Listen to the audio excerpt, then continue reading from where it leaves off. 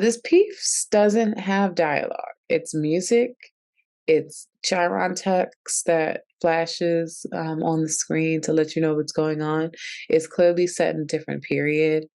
Um, when we get this potion, immediately we assume there's going to be a fight scene at some point, and then eventually there is, where he fights this animal-like creature and he defeats it, but turns into the creature himself after being scratched.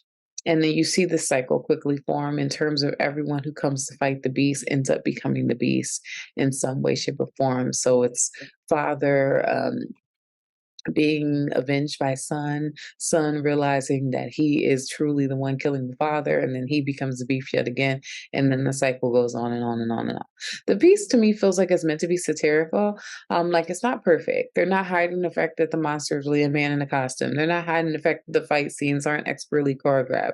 Um, they're not hiding the fact that, everything isn't perfectly done up to, what you would consider a Hollywood standard in terms of this film. If anything, they poke into that and play with that, which I think is purposeful, which is supposed to add to sort of the comedic light elements of this piece and the more satirical parts of this piece. That was a very interesting piece stylistically.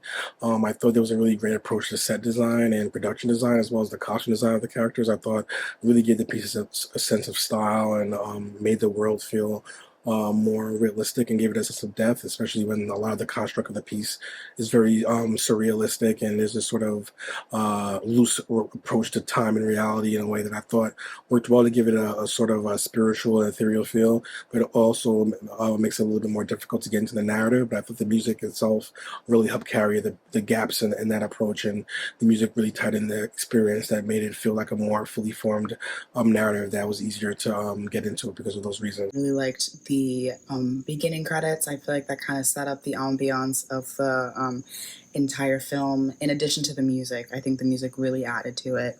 I liked how, since dialogue wasn't used, subtitles were used. I feel like that kind of gave a comic book feel, kind of a video game feel, in which, the premise is that this person is on a quest for all these items that's necessary to defeat this beast that poses a threat to his family, only for the beast to kill him, and then the cycle continues, which I really, really thought was super, super cool. I really like the set design as well. I think that looked really amazing against the lighting and like in the darkness and whatnot, and I think it also added to this creepy ambiance that was going on, and I thought that was really cool.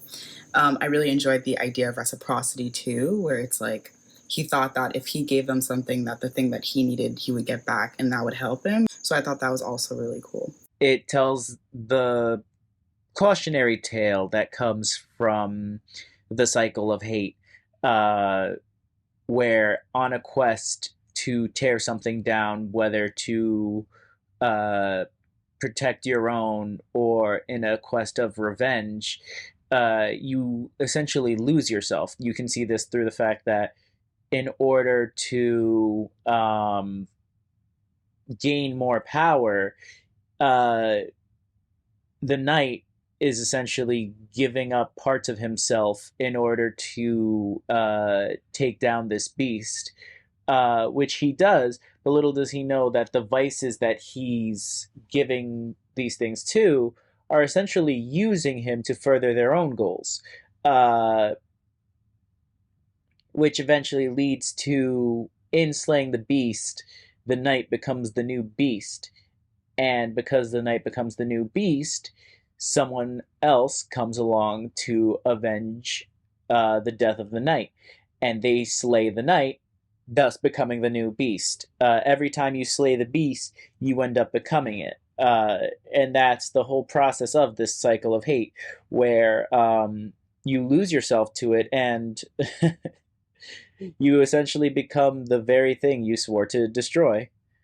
Also, the music was very kick-ass. I loved the music a lot. I loved the wardrobe, the set design, just the details, all the props and everything. The characters were really cool. I really liked the opening credits, by the way, on the burning logs. Just really loved that visual. This was an interesting concept because of the unique different characters throughout. I feel like he killed his own father and then started turning into the beast that his father was. So for me, it was like and I wrote down break the cycle, because I feel like this is, to me, I took from it was breaking the cycle of the bad things that, you know, the generations before us did, instead of turning into that beast. That's what I took from it. I thought it was kind of neat. I liked that the title was Animal. It kind of felt like it went with the message. And I thought the casting was good. The acting was good. You know, nice, subtle. There wasn't really much dialogue, if any.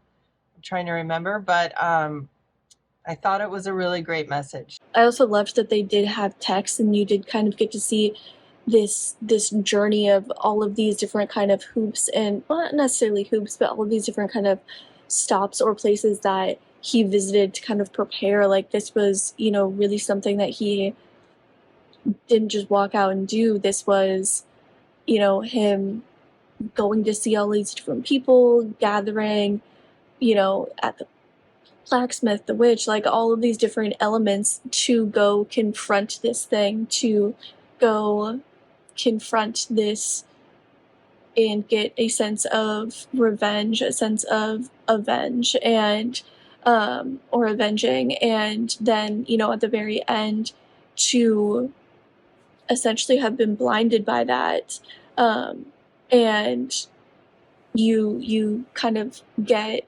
this moment at the end where he snaps out of it, and you see what he's actually destroyed, what he's actually killed, and it just goes to show you like how powerful emotions can be, and how powerful rage and revenge and the idea of justice and revenge and avenging somebody that you love, how blinding and all-consuming those emotions can be, and how they can really override and kind of hijack your being, and I thought this was a really interesting way of showing that